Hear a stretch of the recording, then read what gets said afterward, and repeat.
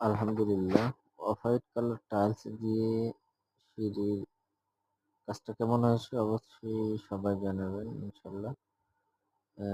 নিচতলা থেকে ৩ তলার ছাদ পর্যন্ত সিঁড়িটি করা হয়েছে। স্কেটিং এখনো করা হয়নি।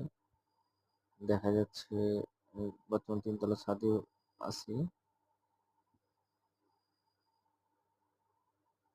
প্রত্যেকটা কাজ ইনশাল্লাহ দেখানোর চেষ্টা করতেছি।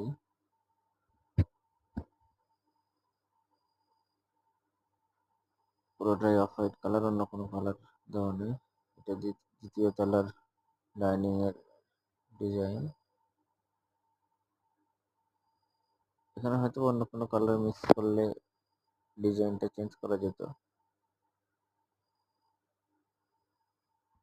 তো সবাই অবশ্যই মতামত জানাবেন কেমন হয়েছে কাজটি।